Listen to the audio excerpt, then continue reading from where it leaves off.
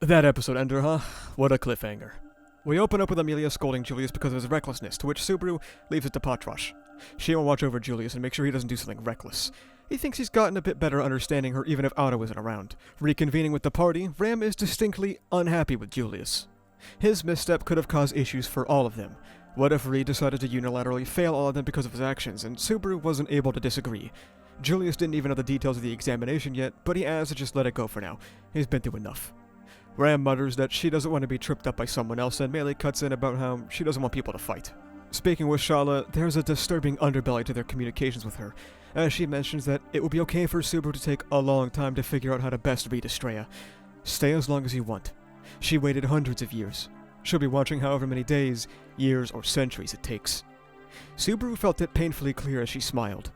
Even if she is friendly, even if she is affectionate, she is not an ally who could be trusted. After eating dinner made by Ram and Amelia, much to Shaula's delight, so much so that she even considered apprenticing under the, quote, half-devil, end quote, the group washes up and Betty tells Subaru that she'll be with Amelia and the others in the carriage. He warns her, if she stays up all night she'll stop growing. Well, if she stops growing she'd still be cute. Okay, stay up all night. Amelia and Betty head off to bed and Subaru encounters Julius in the green room. Julius concedes it to Subaru as he was out for 2 days. He's sure he has lots to talk to Ram about. He replies, "Are you sure you're okay with that?" And of course, Julius wants to be by Anna's side, but when she wakes up, he has no idea what he'll say. As Julius heads out, Subaru tells him that he'll wake him up when he's done. He lays with Patras beside Ram as he slowly drifts out of consciousness, waking up because of Patras, who points out that Echidna is missing. Sirens blared in his mind. Echidna waking up and leaving the green room without waking him wasn't a good situation. He raced out of the room and immediately saw something he never would have expected. A single bird. All the way up here with no windows, just how could it be here? He chased after it. His instincts told him that if he lost sight of it, something terrible could happen. Reaching the end of the passage, however, it disappeared. Finding a feather that confirmed its existence, he poked around the floor and walls. His fingers, just about to brush up against a wall, passed through it. An illusion that seemed to block an entrance. It reminded him of the cultist Petaljuice sled, who had created a hideout in a cavern using a similar trick. He slipped under the wall. Passing through, he felt a cold breeze against his face, and as he opened his eyes, he saw a black sky filled with shimmering stars.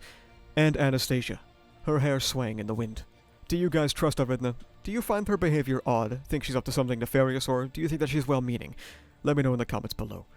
Making some small talk, Subaru moves the conversation along, asking her what her excuse for slipping out of bed is. A crowd of birds watch them.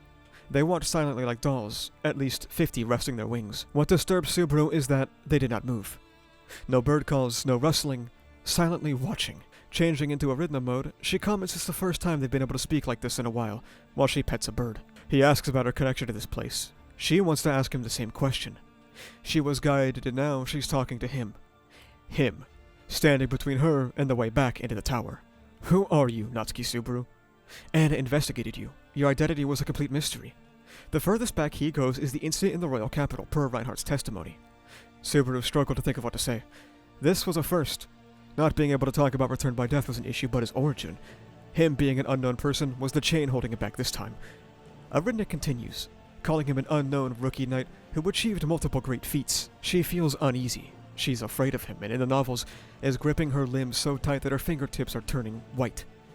In a place where no one else can see, as she clenches her fist. What is his relationship with Shaula?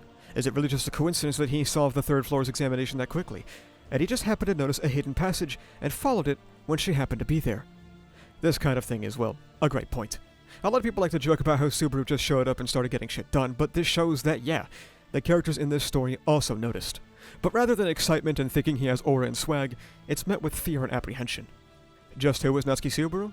We know full well, but to others, he's a force of nature that has knowledge nobody else can understand and seeming ties to the past. It's understandable and fair that some people would feel this way about the many unknowable and mysterious aspects to him. There's some stuff cut from their interaction here, but we can talk about that later.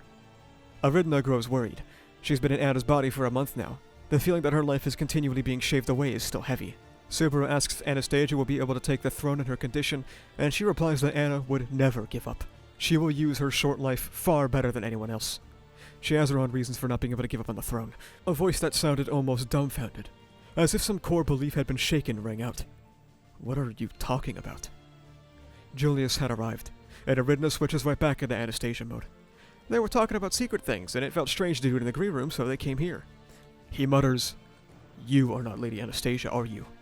drawing his blade and pointing its tip at her neck. Subaru tells him to hold on a minute, but Julius interrupts him. Entirely calm, he asks them to come clean.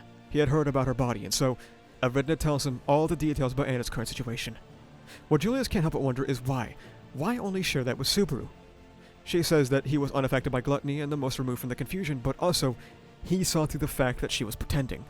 Yet another occurrence that can shatter Julius's heart. First, he had lost a brother he was now unaware of. Then, he had lost the name and all the titles and achievements that were tied to the finest. Then, his remaining strength had been made a mockery of by the Sword Saint, the same red hair that had torn down his goals as a child. And finally, he had been unable to read Anastasia enough to know that she was not in that body, but somebody outside of the camp could. Subaru calls him a dumbass. The situation was bad. He just noticed by chance, and he says that Julius is being unfair to himself. What could he have really done? Can he be blamed for it?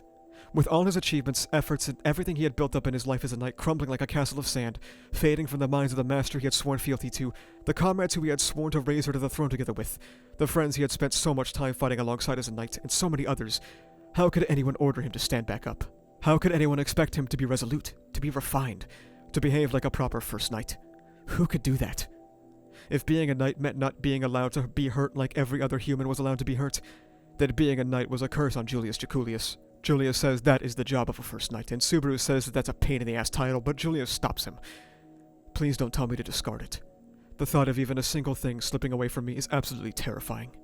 He withdraws his sword, and asks why she used Anna's ode on the second floor. She put her at risk, and she stumbles a bit, saying it was a strategic decision. If Julius died, they would have been screwed. He asks her to refrain from such acts, and Subaru is stunned. How could he accept that? But Julius cuts him off. This is not his place.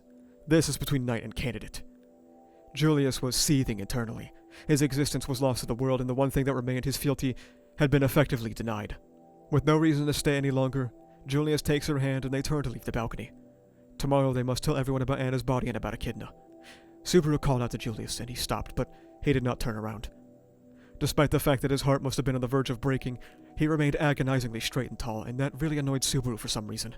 "Do you have nothing to say to me?" he asks. Just hours earlier, he had promised to switch out time in the green room with him, only to break that promise and have a secret conversation with Echidna on the balcony. He could explain it. It had not been done maliciously, but malicious or not, reasons or not, that would not set a heart free. So just scream and shout and curse. Vent your anger at me, Subaru thinks. Julius replies, "I do. I understand. I know that it would never be done maliciously. It was only out of concern and consideration for me. Were I in your position, I would probably not have told you either, but even so, I did not want you or Lady Anastasia to think me unfit as a knight." Subaru was left behind on that balcony, dumbstruck by what Julius had said. His final words had become a thorn tearing at Subaru's heart. Before he goes back into the tower and bumps into Ram, who remarks he looks quite dejected and asks if he had a fight with Julius. He is impressed by her ability to read his expression. She tells him that if he's ever tortured, all of his secrets will be spilled in no time. Ram had tried to go up to the second floor. She turned back halfway because Reid is so monstrous. He makes Garth look cute. Finishing up their chat, she says that she's going to sleep. Subaru, however, didn't know if he had it in him to go back to the carriage. If he holds them up because of his lack of sleep, she'll twist it off, and she'll leave what that means to his imagination. Instead of sleeping, he decides to think about how to stop Reid. A thought struck him, and he quickly hurried into his destination. His excited footsteps rang out in the tower. Just his footsteps. He woke up the next day, shocked at the pretty face in front of him. It was in the green room. For some reason, he was in the center of it. He analyzed it and realized. Emilia and Beatrice are worried about him. They found him collapsed. Then Subaru gets it. It's like he's been summoned to another world. Wait, what? Whatever happened between Subaru excitedly rushing through that door and now had caused Subaru to presumably lose his memories. Hence the ever-fitting episode title, Coming Out of the Convenience Store, I Saw a Wondrous World. This is, well, disastrous. Think of it this way. The walls already kind of felt like they were closing in here in this tower. Reid Astrea felt insurmountable. Shaula was not trustworthy. The secret with Echidna is about to be out. And actually, worst of all, Julius is now entirely forgotten. The last connection he had left to his life as the finest has been untangled. He is now completely isolated. He mentions being summoned to another world, meaning he seems to be just like the Subaru from the start of the series, so his memories aren't totally wiped. The memories of Earth are kept intact. The question becomes, will Arc 1 Subaru be able to complete the challenge of the Pleiades Watchtower? I know how these things usually go. Amnesia storylines are generally not well received. I'm not going to push you any which way, as I want anime-onlys to have their own perspective on these things. I'll just speak my thoughts as we go. The only thing I'll say that Arc 6 is one of my favorite arcs ever, and I understand if you may feel frustrated by an Amnesia plotline showing up in ReZero, but the most I can ask is that you let it cook. If you're familiar with my channel, you know that I also have videos of my reactions to this stuff live when I was reading it, so I thought it would be fun to start including some of my old speculations in this video, since it's from the past where I wasn't a full novel reader, you know, basically an anime only like you guys. My first theory was that there was something fundamental to being isekai that screwed up your memory, since in the web novel, Al was described as having episodic memory. My second theory was that when Subaru went into the library, he found his own Book of the Dead. Perhaps he spawns them when he dies because of return by death, and reading that caused him to get too sucked into it and reset his brain. My third theory was that he went to find Reid Astrea's book, and as mentioned in the previous theory, he got too sucked into it. Every time he got sucked into a book, there was someone to break him out of it before, but this time, he was on his own. Either way, I think the books are related in some way to wiping his memory. Subaru has a chance to become a very interesting case of character regression. He's a character founded on taking 2 steps forward, 1 step back. He has very realistic relapses in his behavior, and this cliffhanger reveals Arc 6's true antagonist.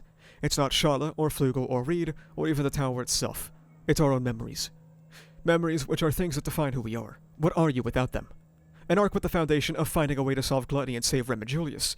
Echidna having no memories of her creator. Books of the Dead recounting the memories of lost lives. A walking corpse known as Reid Astrea, and now our very own protagonist, Natsuki Subaru. Echidna asked him this very same question on the balcony earlier this episode. Who are you, Natsuki Subaru? Well, I guess we'll have to find out just who Natsuki Subaru is, as he navigates the world bearing the hopes and expectations of the Natsuki Subaru he no longer is. Do you have your own theories, fears or apprehensions for an amnesia arc, or even excitement? Let me know in the comments below. This episode was maybe my least favorite of the season. I'm sorry, I know, typical Doom and Asa. Like, I haven't been glazing most of it, by the way. I feel like the underlying tension and atmosphere that should have been present here wasn't really captured. We kind of speed through the talks in the dining room and in the dinner itself, and then we get to the balcony scene, which I'm mixed on. I think it has some good visual presentation with some of the boards. I like the shots where we get, like the far shot of the balcony, or we look through the bird's eyes to see Echidna and Subaru, but outside of that, the actual content itself feels kind of rushed. The fear from Echidna was palpable in the novels, but here it feels more like a passing moment. I mean, all she does is kind of like grip her or tighten her fist, instead of like clutching her limbs in fear. Subaru doesn't feel nearly as pressed before Julius arrives either, and we miss out on certain cut exchanges between Subaru and Echidna that lead to a more eerie setting. When Julius pulls up is when I think the episode is at its best. Julius himself hard carried. His voice acting was fantastic, his sheer despair was palpable. I loved his performance, and I obviously love his content here, with losing the last bit of hope he didn't know he still had. And that final exchange with Subaru was absolutely fantastic, and then we have the cliffhanger. I feel this suffers for a few reasons. One, it obviously lacks the afterword that the chapter does, in which Tape states that Arc 6 is truly starting now. Secondly is the, in my opinion, a lack of properly communicated tension and atmosphere of the episode, meaning this event feels less like a climax and more like a thing that just happened. And third is there's nothing really done with this moment to elevate it as an adaptation. No unique ending choice, no fun or unique presentation. We don't even get a sick callback to the cone beanie scene despite the convenience store being the title. Something they don't even have to redraw, they can just copy and paste it and I would be happy. The amnesia cliffhanger is played completely straight, which I know some people are fine with since it's supposed to be a surprise. I just think that it should be the release of tension from a tense episode. The one we really didn't get. I give this episode a tentative 6 out of 10 for now, maybe a 5 if I really thought about it. It doesn't have super interesting presentation, has some very unfortunate cuts, and fails to deliver on one of the most hype moments of the arc for a lot of people. Let me know your guys' rating. Our first cut comes right before Shaula tells Subaru to take as long as he wants. Specifically, Subaru talks to Shaula and asks about Reid again. She reiterates that he's absolutely trash, but they ask her to be more specific. Mainly if Reid has any weaknesses that they can take advantage of. However, she adds that he has no weak points. Nothing at all. This is kind of in the episode. Ram follows up saying that they cannot allow Reid to get serious. The line for passing is very fickle. They have to make it so that he enjoys himself while also setting a standard that is sufficient for the examination. I think this is also partly in the episode. Subaru thinks that the first test, testing knowledge from another world, and the second test, testing strength against the world's strongest, are clear manifestations of the maliciousness of the sage who made this tower. Then the episode goes as normal, and after Subaru's stomach growls, we don't actually immediately cut to the dinner in the novels. Subaru runs into Amelia, who's holding up a bucket. He asks if she's practicing music, but no. Mr. Bucket is helping with his intended job. And when he looks in, indeed, the bucket is full of water. He has no idea where Amelia is getting water in a desert, but she informs him that the tower is right next to the great waterfall, so there's plenty. Subaru asks if she really went that far to get water, and she responds, well, if it were for him, she absolutely would, but no. This water actually came from the spirit in the green room. They could make water using magic, but with the miasma, it's wise if they don't use it for drinking water. The green room is able to make purified water, though. Subaru thinks that while water is unlimited, food is different. They have about a month of storage. Subaru, however, doesn't plan to be here for a month. This food shortage is cut during the dinner scene. It comes up again later when he sees Shaula eating, and it's another cause for tension since their resources are dwindling faster than Subaru had anticipated. Subaru says that getting water is more of a night's job, but Amelia tells him it's okay. She doesn't want that sort of relationship. She will get water while he recovers, and plus, she's in charge of dinner. Afterwards, Subaru and Betty simply explore the tower while they wait for dinner. They have no map, so they're kind of just walking around, and Subaru thinks that this place sucks. A mess from the initial design stage, to which Beatrice says that there's no point in commenting on how twisted the person who made it all is, because it's readily apparent. Upon that comment, Shaula gets pissed off. "This shrimp just badmouthed Master," she yells. Subaru tells them both to behave, and when the dinner finally starts, it actually starts quite a bit differently because unlike in the anime, Julius is actually present for it. The first thing he does is apologize to Amelia. Ram tells him that they've already get enough mindlessness from Subaru, so she wants Julius to convince them that he won't do it again. Amelia says Ram is doing too much, so she apologizes, and Julius simply apologizes again, bowing his head without argument. Everyone in the dining room has a comment about Julius, all more or less forgiving him, including Shaula, who is clueless as to what is going on. Amelia also accepts, so as far as she is concerned, this conversation is over. Ram was the only one who said nothing about Julius's apology. This isn't necessarily a cut, but the context for Subaru and Julius not sharing the green room is entirely different in the anime because of a prior cut. They take turns because in the novels, the green room has a limit on the amount of people inside of it, so the anime version just kind of seems a little bit odd. In the novels, but only in text, the birds are described as being white, blue, black, speckled, big, small, thin, and fat. There was no unifying principle behind them. This isn't true in the anime. As we can see, they're all white, but funnily enough, this is also not true in the novel illustrations. They're all white and look exactly the same, so this isn't necessarily an anime change, because they're probably just following visual consistency, but the text describes them totally differently. It's a funny juxtaposition. There's a lot of cut dialogue between Echidna and Subaru before Julius shows up, like a good amount. When Subaru first shows up and throws suspicion towards Echidna, she affirms that she has no hostility towards anyone in the tower, before scratching that and saying she does have hostility towards Shaula and Reid. She cannot wrap her head around what Flukel was possibly thinking designing this tower. Noticing that Subaru was still distant, Echidna asks if Subaru is going to come closer.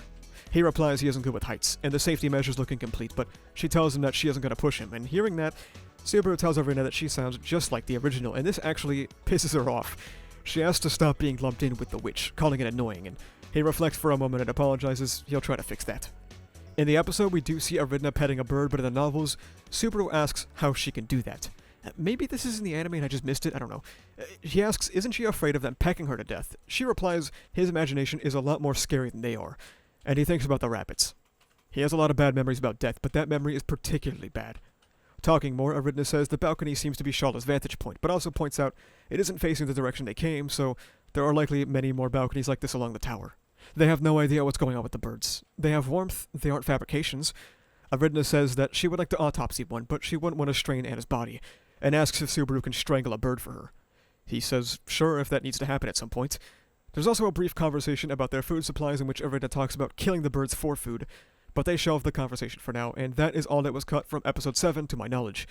This week was a big one, and now Arc 6 has finally begun. We should have some very, very interesting weeks ahead of us before Core 1 finishes, and I cannot wait to experience Volume 23 in anime form. See you all next week. Thank you so much for watching. If you like this video, make sure you subscribe for more. You can also check the description down below to become a member, which gives you benefits like early videos, membership badges, and cool custom emotes. You can join the Discord where we talk about ReZero, Kagurabachi, Jujutsu Kaisen, and all kind of stuff. Additionally, you can go to the channel store and pick up some awesome stickers made by our channel artist, so you can carry the power of Graphia with you on your water bottle. That's about it though. Thank you for watching. See ya.